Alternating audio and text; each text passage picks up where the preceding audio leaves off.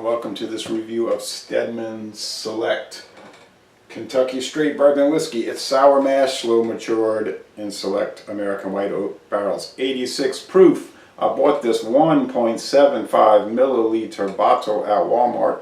It was $19.95. It's aged 36 months. It's a very heavy bottle. It says, when Ebenezer Hiram Stedman and his brother Sam acquired their Bluegrass Region Mill Complex in 1833, little did they know that it would become an important part of Kentucky history. Dating from as early as the 1790s, this unusual mill complex at times boasted a sawmill, a paper mill, a grist mill, and a distillery. It is believed that in this very spot, Ebenezer Stedman first used the term bourbon to describe the local distillation that would become the drink of choice for whiskey lovers the world over. Now you say, why read all that? Why don't you just tell us to look it up on the website? Well, that's a problem. There isn't a website. You're not going to find this online. Right. You say, well, who makes it? Who makes this stuff? I never heard of it. I do know this. It hit the market in 2018. Okay, so it's only been out since 2018. I.W.A. Distilling, Louisville, Kentucky. Wow. I was a little surprised when I saw this.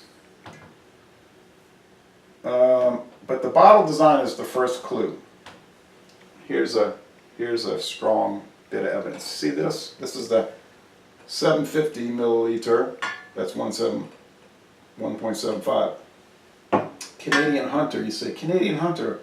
I've heard of that. You may have heard of this. It's been on the market for 34 years. Now it says, bottled by Sazerac Company of Frankfort, Kentucky. Uh-oh.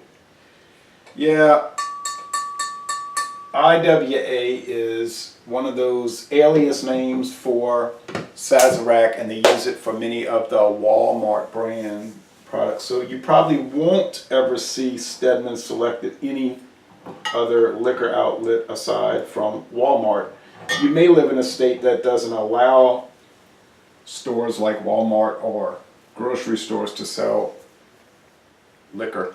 In Louisiana, that is an acceptable practice. So you can go to Walmart and buy a box of Kellogg's cornflakes off the shelf, turn to your left and buy a box of Clan McGregor Scotch whiskey or Stedman Select whiskey right off the shelf. All right. I've never had it. This is the first video review for this bourbon whiskey in the world. So 86 proof. Now a lot of these store brand run-of-the-mill products are usually 80 proof. Now 3 years, yeah, they usually age 3 years. But this is a little strange to me. 86 proof and age 3 years. And you get the ancient age from Buffalo Trace, Sazerac, and that's 80 proof. All right, well, there's a 90 proof ancient age, right? But can't get that in Louisiana.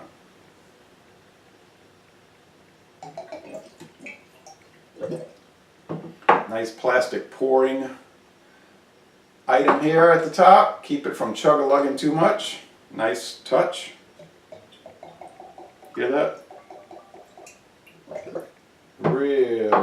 Really convenient. Thank you, I.W.A. Distilling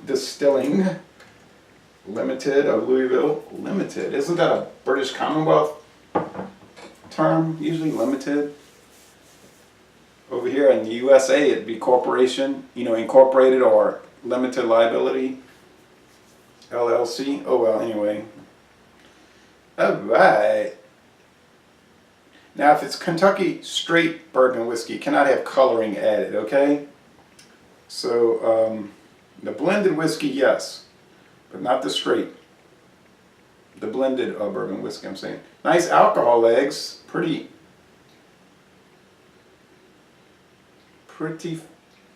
narrow, like little fence slats, whatever those are called. Not posts, but the fence boards, yeah. It's chestnut, okay, all right. Price $19.99 or $19.95 for this Huge glass, not the insidious plastic, but glass. Nice appearance. Sour mash, 86 proof. It's all working out so far, but now we're getting to the nitty gritty of it, right? The aroma and the flavor. Am I going to write a review on the whiskey websites? I would, but they don't. This doesn't exist on the website, so can't. It's pretty standard, okay? Think of polenta, yellow corn grits, a light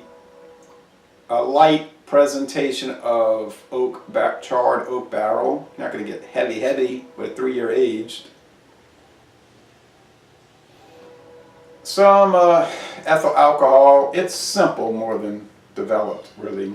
Simple. Now, what did I expect? Complex for $19.99 for 1.75 liter? No, I did not. I expected simple and basic. I just was hoping that I wouldn't encounter horrible. So here we go with the taste.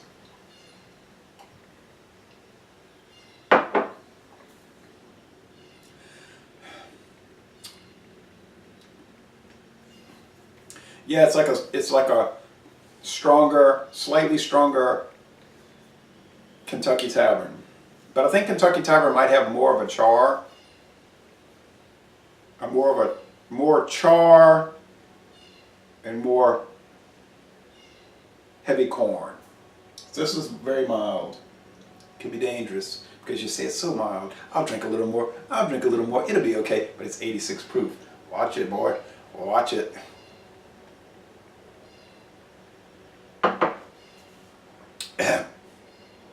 Medium mouthfeel.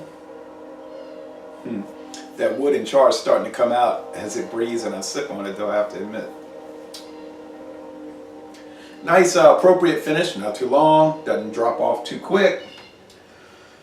Alright, so you say, yeah, I know, right? So Sazerac Company, I.W.A, Glenmore, Buffalo Trace, Barton 1792, Majestic Distilling. Yeah, you know, the same people. It's all the same people. They kind of have a handle on how to do stuff. And Walmart probably said, look, you want a big contract? Again, make something good that we could sell and put it in a respectable glass bottle, and you got the deal. And Sazerac said, it's a deal, let's do it. Because they're already doing, and I think it's I.W.A, they're already doing the Caliber Canadian blended whiskey, the spiced rum, the gin, the vodka, and a bunch of other stuff under the Caliber brand. I'm pretty sure Caliber is under I.W.A of Louisville. Okay, so they probably wanted to have more of a quaint Kentucky down-home historical name like Sazerac did when they did the contract for CVS Pharmacy and their JW Boots, JT Boots, Jethro T Boots. They find somebody who is not well known but was a player, historically a player in the bourbon world, and they add it to the bottle. Now what does Ebenezer Hiram Stedman and his brother Sam have to do with this? Almost assuredly nothing, but that's really not my problem. It's my benefit because this is tasting pretty good.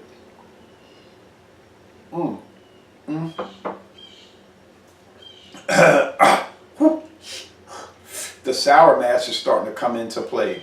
You know, you get that like sourdough bagel, sour mash type character. Not going to sit here on video and talk about how world class it is. I'm not going to do that. That is not the case. No, I would talk about how acceptable it is. I think it's on par with your Old Crow, your Ancient Age,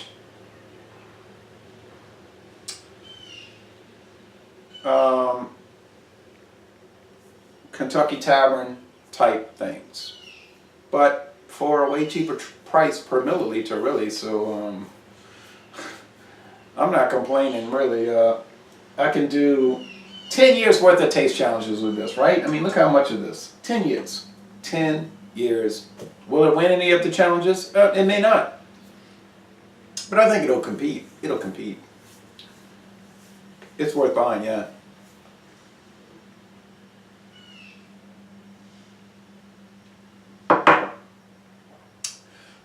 Starting in 2019, I'll give ratings.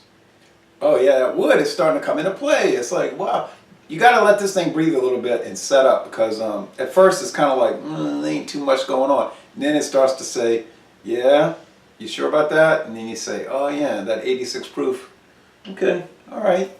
I got you. I got you, I.W.A. So no score until 2019. This will be a 2018 video, but I would recommend it with those qualifications that you know what you're buying. And probably most people know what they're buying. Can this hang with Speckled Tail? $10.99 for $7.50. No age statement. Straight whiskey, not bourbon whiskey, because they're probably aging it in used barrels from Auburndale, Florida. I think the Speckled Tail is they must use a heavier charred barrel.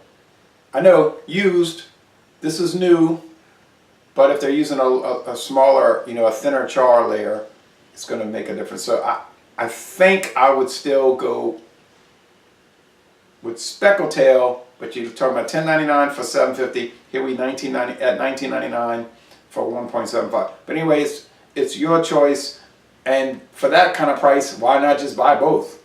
Buy both and try both. So yeah, I'm going to say I would recommend Speckled Tail for straight whiskey from Florida, and the Stedman straight bourbon whiskey from the hallowed, so to speak, ground of Kentucky. And I'm going to end this review by saying thanks for watching, and y'all come on down to southeastern Louisiana.